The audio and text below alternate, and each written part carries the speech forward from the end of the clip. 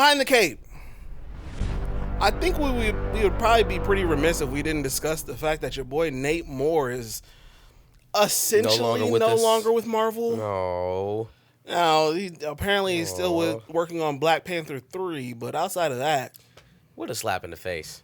Yeah, you gotta go, but you can work on that black stuff again in 2027. You can go ahead and do that.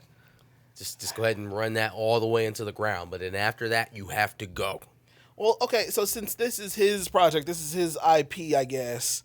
It's not his IP. Well, I mean, but that's the thing that he was kind of helming. Does that mean it's a wrap once Black Panther 3 is done? Since that's the last thing he's also going to be able to work on? Oh, God, I hope so. I think the only thing we can hope for in that regard, if Nate Moore is actually producing that film, is that, just like you said, it's an arc closing type of movie. So however bad it is, whatever happens is going to end there, and then hopefully that bleeds into Secret Wars and soft reboot of whatever they got going on, because... Man, oh man, I ain't got no confidence. If we're just up for another Coogler, Joe Robert Cole, Nate Moore collaboration on what we should get for Black Panther 3, not only am I already resolute in them not recasting T'Challa, but damn am I worried about whatever it's going to be for Denzel Washington. Oh my God. Right. Terrified. Sure. Like, I think now... Maybe, just maybe, we may be entering into that era of Denzel's career where we start questioning some of his choices that he's taken in terms of roles. Because I would just me, and again, there's a lot of bias in this. I'm a hater, but whatever. I would not trust them with the latter parts of my legacy. Just wouldn't trust them based off of what name and blackness. I cannot put together in my head why Denzel Washington would put his caliber of performance in Ryan Coogler's hands. Yeah. There are so many other creators, and when you look on the list of creators that he's working with in his last hurrah, there something is not like the same. Steve McQueen, Ridley Scott, Ryan Coogler. Something is not the same here. Antoine Fuqua, Steve McQueen, Ridley Scott, Ryan Coogler. Something's not the same here. One is a serial murderer. Well, three of those guys built franchises off of original ideas, and another guy is an adaptation guy. Well, speaking of which, I mean, the vampire movie seems to be getting a lot of good press. Yeah, the Michael B. Jordan twin vampire movie. Yeah, we'll see. Now, it obviously doesn't come out until March, I think. We'll see. I happen to think that Warner Brothers is outpacing Marvel right now in terms of marketing, because with Marvel and even Marvel associated films like the Sony films, the audience seems to get wind of the quality of the film much sooner than they do in Warner Brothers films, right? Warner Brothers has its own flops, but they sniff out the BS on the Marvel side a lot quicker. I think that has something to do with how Warner Brothers is marketing, how effective they've been selling their products to people. I know we'll talk about another trailer here from that studio later on. Yeah. But they've kind of outflanked their competition in terms of selling the product. Now, delivering quality, content is still hit or miss in terms of the DC studio, but they've done a much better job of presenting it in the pre-stages, as opposed to Marvel, who's still kind of, floundering a bit, outside of Wolverine and Deadpool. Mm-hmm. Okay, so let's. I guess that kind of segues a little bit into the Superman trailer. Yeah. I mean, it wasn't terrible. It was not. I guess I can see why there are, certain segment of fans, a lot of fanfare that like it. Am I convinced that this is the home run that DC is going to need for Superman? I am not. I'll be honest, it kind of gave a little bit of the Flash trailer feels. Fam, like most of the scenes that didn't include Superman or Clark Kent felt like premium CW. It felt like we were doing like a special event out of the CW a couple of times. The shots on Mr. Terrific looked weird. My God, what did they do to my boy Nathan Fillion? Oh my God. If you gave Macaulay Culkin a bowl haircut and aged him 40 years, that's what they did to Nathan Fillion. Yeah, the cut wasn't Oh good. My God. The cut, the costume, the effects on the ring. Oh my God, it's all awful. All of that was terrible. Hawk Girl looks terrible. The kaiju she was fighting looks like the monsters that they were fighting in Shazam 2. Shazam 2 is crazy. Like, no, you're right. Literally looks like the same fucking dragon monsters they were fighting in Shazam 2. Yeah, and I just feel like there were shots in this thing that looked like those unnecessary shots that we got in The Flash. Like the one where he's saving the girl from the glass shattering behind her. Oh, you mean everybody loves slow-mo now? Oh, we love slow-mo now. Now we like slow motion. Your boy Snyder was all over the slow motion, if that's what y'all wanted. That is funny. It is. I just don't. What else was terrible about the trailer to me? Crypto, dog, James, get your fucking dog out of the movie, dog. Get your dog out of the movie. He saved him. Nobody wants to see James Gunn's dog as Crypto. I just don't want to see it. No more than I wanted to hear Leslie Headland talk about her wife's poopy problems in The Acolyte. Yikes. Like, leave your shit out of the project, bro. If you wanted to be in the movie, act. Make yourself a character. You be Jimmy Olsen.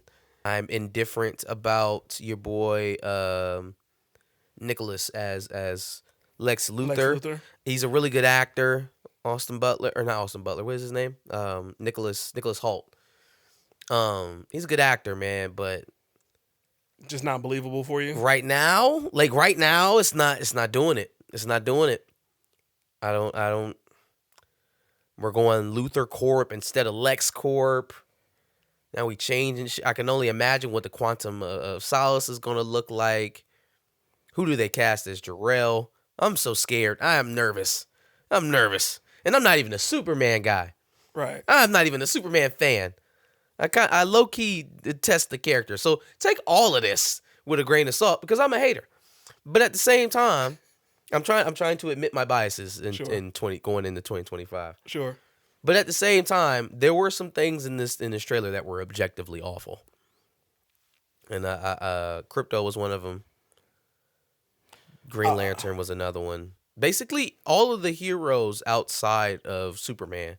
And I don't think Mr. Terrific his character itself looked bad, but what was happening with him at that moment, the fucking panning shot of him blocking the bullets it's just like, yo, this is like Netflix. This is Umbrella Academy. It didn't come out, I think, the way that they wanted it to, and it's unfortunate, but we'll see what happens when the movie comes out. Maybe that's just the trailer. Merry Christmas, Hail Santa. Get out of here. Yikes. Did anybody watch that movie yet? It's out. It's already on digital. So Netflix? No, the Jack Black movie. Oh, it's on Paramount, but it was on cable the other night. Oh shit. So there's a rumor out there, and I don't know how much y'all want to actually put into this. I don't know who said it. I'm sure you'll probably tell me here in a second. But that Michael B. Jordan may be cast as a T'Challa variant, which Alex from Cosmic Circus. Okay. Slap in the face. I mean, oh man, we were so distraught. We couldn't cast anybody in Chadwick Boseman's place, and that's why we decided to have Michael B. Jordan play T'Challa. That's why we had Killmonger play him, because we couldn't have anyone else. We just couldn't see anyone else in that role, so we just made another character from the movie be T'Challa now. It just seems like instead of maybe accepting that they need to fix things in terms of like story writing, it just they feel like, oh, if we just revert literal characters from back then, that'll just fix everything. We'll just go back to all the characters that we had before, but we'll just make them different. And it's just like, who came up with that idea? So one of the I guess a conflict me and Joe had on Pantheon he feels like he needs to, or that we should be, talking more out on the child and letting Marvel know that we don't accept that character. I think moves like this let you know that they know that. They like them trying to give you different versions of T'Challa that aren't the ones that they already set on the path to give you tells me that they are not satisfied with the course that was set in the first movie. If they are not going on into this full fledged saying they're going out doing open casting calls for a young preteen, for a young teenage T'Challa, a young adult T'Challa. We haven't heard that yet. We haven't heard any rumors of that. No, what we have heard rumors of is, oh, Denzel Washington's going to be in the movie. Oh, they're going to move on from Shuri. Oh, Michael B. Jordan's going to come back and play a T'Challa variant. All things moving away from what was established in Wakanda Forever. They know what was in Wakanda Forever wasn't successful. Mm-hmm. They know that child character is not a viable character. That is why they are trying to present options that aren't the child. They are trying to subvert your expectations.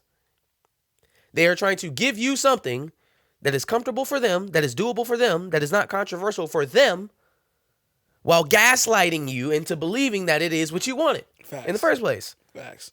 So it is not for a lack of knowledge. It is not for a lack of understanding of what's going on here. They know which characters are viable and which characters are not. It's about what they do about it on the other side. Right? And so the only way for me, just my opinion, to continue to react in these type of situations is to make them fail. Yeah. Right? Like, Nate Moore is gone. Victoria Alonso is gone. Ike Perlmutter is no longer on the board. Nelson Peltz has screwed off to go try to take over somebody else's company. Yeah. Like, there are no more impending dangers. There are no more excuses. Most of your allies are gone. It's do or die time for Kevin Feige. It is literally do or die. And so if that's how he wants to go about it, then let's get some new blood into Marvel. Changing Nate Moore to me doesn't move the needle, because Nate Moore wasn't moving the needle for black projects in Marvel as it was. We can say Black Panther was a victory, and it was, right? But then his decisions, his leadership led it to the condition that it's in now. Right? Monica Rambeau isn't even a talking. She's not even part of it anymore. Mm-hmm. Samuel L. Jackson is a throwaway. Rhodey is a throwaway. Sam Wilson's movie is more than likely going to be a disaster.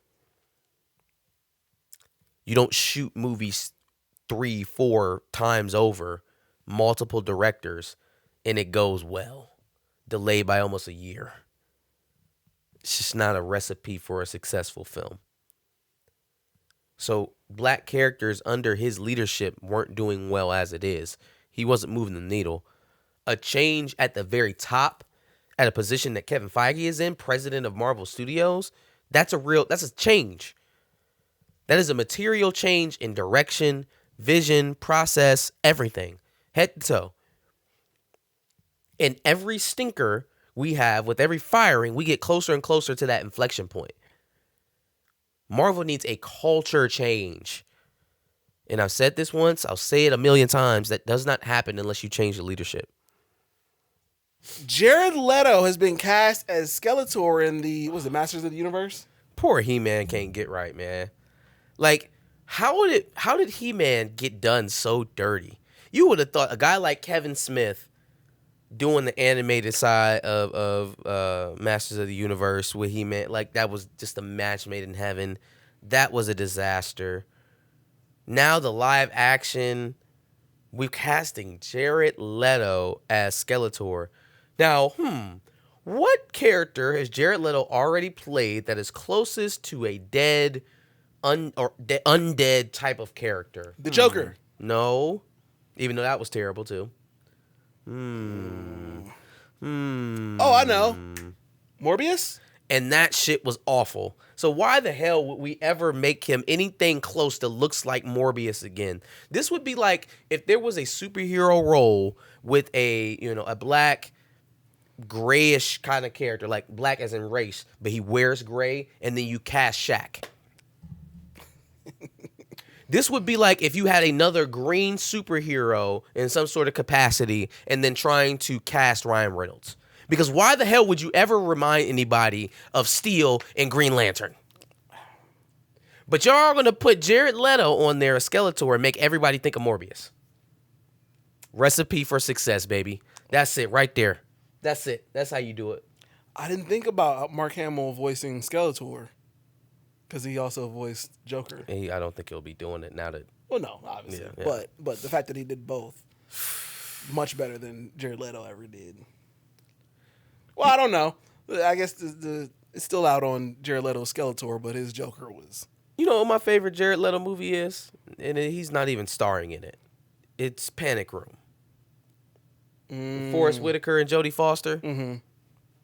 He wasn't a big part of the film. He was a supporting character. He died halfway through. Perfect. I was going to say maybe that's what he needs, but then... That is the perfect amount of Jared Leto. Was he that big of a character in Suicide Squad? No, but it still upset me to see him as Joker. Sure. Especially being that he was the Joker that we saw after Heath Ledger. He was Joker. Like the Tekashi 6ix9ine Joker. It just wasn't doing it, man. Wasn't doing it. Oh my God. Now listen to this hilarity. Amazon has stalled development on the next James Bond film.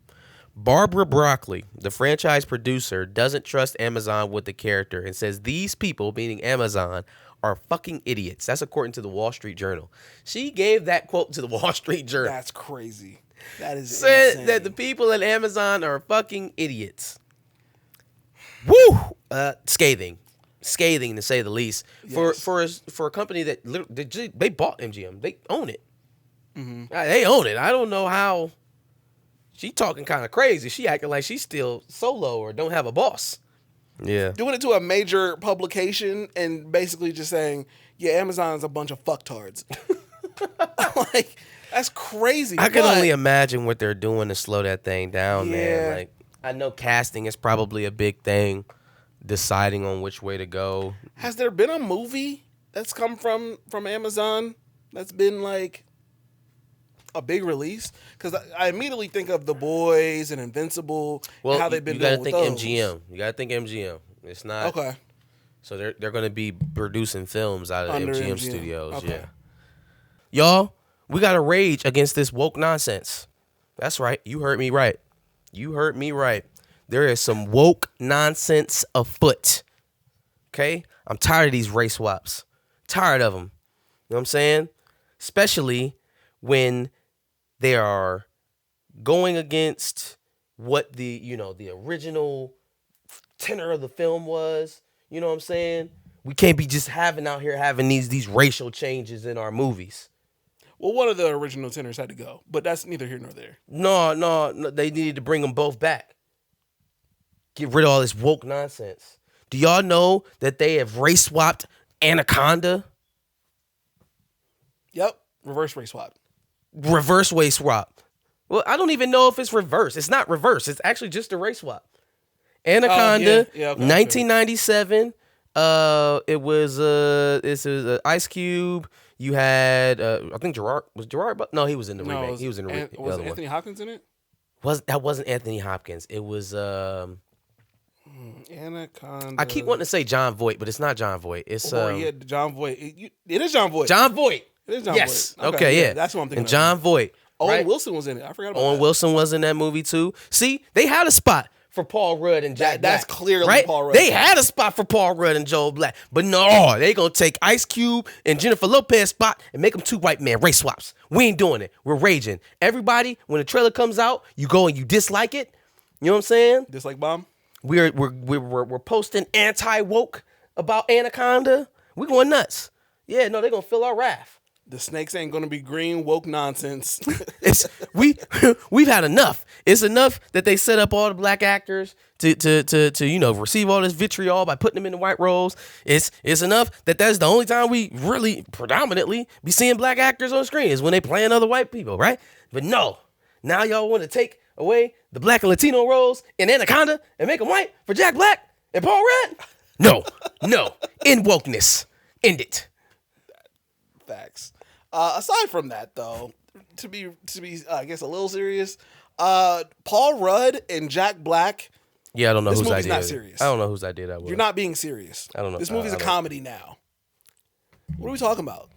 Like, if I could think of literally at least one actor who, I mean, he's done some serious roles, but like Jack Black in an Anaconda movie just makes me feel like it's. Oh, chill! You better get the F out of here.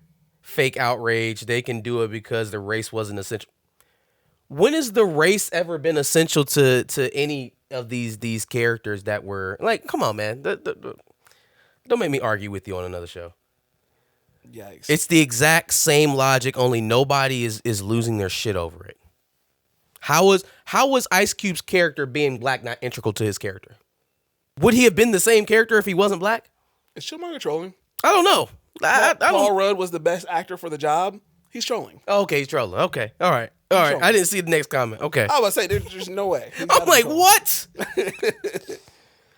But yeah. No, rage against the anti-woke nonsense. Yes, for sure. That's crazy. I don't want to see that movie, to be honest. You could easily cast Ice Cube's son. That would have been seamless. You know? And then what's homegirl's name? Ariana Grande. No. I wouldn't. No. Give me Jenna Ortega. That's who I'm thinking of. Give me Jenna Ortega. Yeah. Jenna Ortega. Perfect. That's it. O'Shea Jackson Jr. and Jenna Ortega. It was right there, dog. It was right there. As day. It was right there. That's easy, and you're gonna make a lot of money from it because Jenna Ortega touches it. It's gonna be hot. Easy. Paul Rudd and Jack Black, Satan, Santa Claus, and Ant-Man. Jesus. Give us your thoughts on Behind the Cape this week. Tell us what you thought about all it takes. Make sure you like, share, and subscribe. Come back next Sunday for another live stream for Behind the Cape and Dubs and L's, and then we'll be releasing these on Thursdays.